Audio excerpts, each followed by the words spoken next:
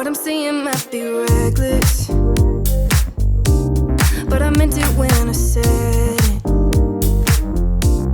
and I know I might regret it, but it's time I give a lesson. Hope your feelings, they don't listen. No, when I'm not where you are, it's this feeling in my heart, and it aches when we're apart. I can't stand to see the stars. Before I start today's video, I want to do a big shout out to my friend, my boy, a brown bag. If you have not checked out his channel, make sure you do so. He was a pro player on the same team with me on Team Liquid for the past Asia International Championship. And just go ahead and hit the subscribe. And if you want to watch some quality and hilarious content, make sure to go to his videos and click the like. And by the way, this is his own channel, so subscribe right here.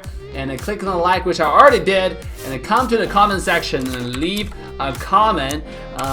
Love you, Bag. I'm your #1 fan. There it is. And make sure you hit that comment so the comment actually send. So with that, guys, enjoy the rest of the video.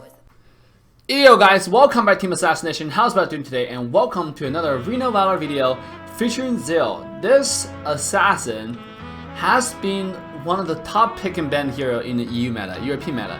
And then there's a reason why he's so strong. And in North America, I actually don't see him very often. And even though he's really strong, and then I just want to bring him to the light for the NA community to let people know that how strong this assassin really is. And if he's available, I recommend you go ahead and grab him. Right now, you don't have to grab him like all the time, but I think he's like, you know, really strong. Like even on a solo lane situation, or even you can jungle with the character, right? But for me, when I play this character, this specific game, I'm actually going to have to go mid because we don't really have any mid laner, and I don't have any other major arcana, any other good major to pick. So due to the limited hero pool available in the North American meta, I decided to go ahead and play Zill mid.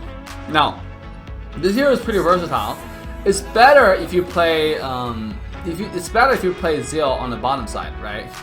Because then you can have the small can next to your lane, you can have a bird, you can try to farm, and you have a lot of resources that's, you know, just pouring towards you. On mid lane, first you're kind of unprotected, you know, unprotected sex. What, Dave? What? No, but you're kind of unprotected, and you can't really farm because you want to leave the first wave jungle to your jungle so they can get a level 4, especially for Slims, for example. A character that can benefit a lot from level 4 with the movement speed, with the you know, huge attack speed increase. So over here, we actually have some, you know, interesting action going on. Tulan just successfully uses Endure to get away from that stun, you know, from the Timmy. But still, he kind of overstated his welcome, ended up dying, and the Monk ended up dying here as well. Right afterwards, we'll just go ahead and invade the enemy jungle and take their buff, right? When you play Zill, the most important concept you need to have, the most important understanding you need to have, is you're going to farm the entire game. You know, that's not a bad thing, because a farmed Zill, a properly farmed Zill is very formidable. It's literally like someone you see, you know, like legit, you see an ADC in the backline, you jump in, if you first ability touch them twice, jump in with second ability, with an auto attack, they'll just instantly die, you know, from that burst. So it's an assassin that's not to be reckoned with easily. It's you just have to be you know, very mindful always of his you know positioning, or and how much farm he has, right? My most amount of farm that I see come from 2 items, where after my jungle item and after my apocalypse, obviously with you know, Hika's Diadem magic piercing component. I don't know what it's called exactly. I think in this game I actually got my jungle item quite late because I don't really need it. I'm going mid lane, right? So it kind of messed up my item sequence. Now where Monkey is going crazy, same as Zill. The active ultimate, I instantly jumped away because I don't want him to get any lifesteal from me. So you can see that's what I did, right? But not very lucky for the enemy Monkey, who tried to jump on and kill Omar, but instantly got stunned under our tower and then dying. So you can see that Zill now is just a, you know, running rat. Have to get away here. This Wonder Woman is forced to use ultimate as well. And you can see what I did was standard sequence, standard combo sequence is first ability, second ability. The first ability hit twice, go in, auto attack, refresh your second ability, your second ability again, and then use your ultimate, right? That's what I did there. So we easily cleaned the entire enemy team up. And over here, Monkey is just, you know, going crazy on our team right here. I was a little scared for the burst, so I just ended up jumping away. Right, and Monkey ended up killing himself for some reason. After he ulted over there, he just walked away, but he chose to stay around and actually auto-attack once or twice, and it's just not cool, right? Over here, we got a kill onto the enemy blue buff, but at a risk, at a cost of our one woman's life. And then Timmy over here, you know, I think is gonna kill himself as well. Yeah, he activated ultimate and but didn't get anyone revived. And Sane coming here was ultimate. Timmy's dead, and my team was complaining, Dave, just for your blue buff, we have to sacrifice 2 people. Yeah, I mean, it's not like I wanted to, right? But it's solo queue, trio queue, you know. You can't expect some, you know, more synergy. You just have to play with the hand that you have, right? Play the best of the hand you have. So, but yeah, back to what I was saying. When you try to play Zill, your number one job, your number one objective is to farm. Okay, your number one objective is make sure that you're always ahead on farm. If you're not a couple thousand gold ahead of enemy team, then you failed. Like, you know, I'm not afraid to tell you the truth. You really failed to play in Zill.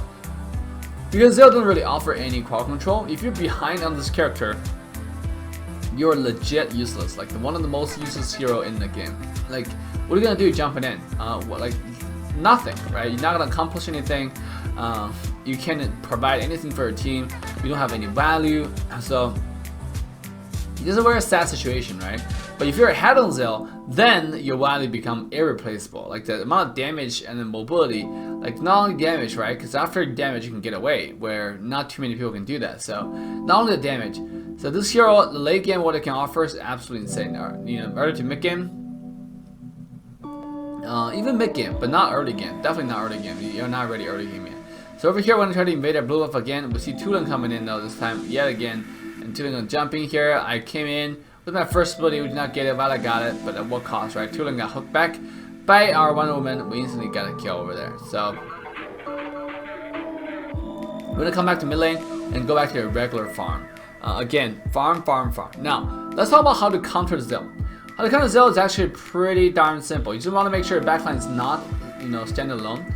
Always have a bodyguard surrounding him, have your heal ready, and then you can get him early, right? Because the thing is, all you need to do is bait Zill's second ability jump. As long as he's jumped, there's no escape for him. It's really squishy. At the same time, you can sometimes dodge the refresh, right? Basically, what you do is you just, let's say you play a Phoenix or a Violet. The moment you see him jumping in, you dash away. If you dash away, even if you got 3 stacks on you, but his last auto attack will not catch in time, which means he cannot refresh his second ability, which means he gets stuck in place in the middle of your team, which means he's gonna die. So on the top side here, we have Monkey pushing away right now. Got one quarter of our tower's HP. And here's something I want to brought up using that example. When you jump in with second ability, if you try to use your first ability slow, and then when the team is in a running situation, you want to jump in and use your ult immediately. Because if you jump in using your first ability like you saw what I did, you will actually still activate your ult right after your first ability because of delay on your animation. And you will use your ult on the minute wave like what I did. It was actually retarded, but it is what happened, right? So this mistake actually happens to a lot of people. So make sure you don't make the mistake. And next time you see the similar situation happen, you jump in and you can activate ultimate right away. And then one more thing you notice what I do is I pen my map really frequently, okay? Because when you play Zill, you want to always know what enemy team have used, when you can engage. You want to engage when enemy team don't have any quality control. Because your damage is absolutely insane. And one thing I love about Zill, his damage is AoE, right? Especially when you proc your third. You fill in your first ability and second ability on a crowd of people, and you go ahead and proc the passive, your attack cleaves, and then it will proc the passive on a group of people if they're all standing together. Which means, including your ultimate, right? Especially when it's standing up in a small group, it's go ahead and ulti, you will actually ulti on all of them, and it will do an insane amount of damage to the entire group. And that's what makes Zill so formidable in the team fight. You know, if he's farmed. Once again, everything we have discussed is discussing under the assumption that Zill is farmed. So that's why you always want to focus on economy, right? If you see me play Zill this game, even though I wasn't going bottom, and initially I was kind of struggling with farming, but soon I'll actually climb up to the top of the leaderboard on the farm. Because I'm very conscious on rotation. I'm always farming, okay? Obviously in between objectives. So over here, I'm trying to see what this mage is gonna do, and you can see like he just overstepped a little bit further because he thought it was gonna be fine. But unfortunately for him, the one little misstep cost us a life, right? I didn't have my second ability ready. I just ulted one auto attack, and then Omar followed up with one more stun, which didn't really do much damage, but it's enough for the kill. So over here, teammate used ultimate once again a little bit too early, and he didn't save anybody, but it get everybody low, and it was really scary. He ended up dying, but Lu Bu, it was because of overextending Lu Bu, and we killed him as well. Afterwards, when it comes bottom, the clean bottom wave right here, because we do have a minion wave, and after I got my Apocalypse, this is already GG well played. We're 307. I have so much burst, especially every time when I go in, proc my passive.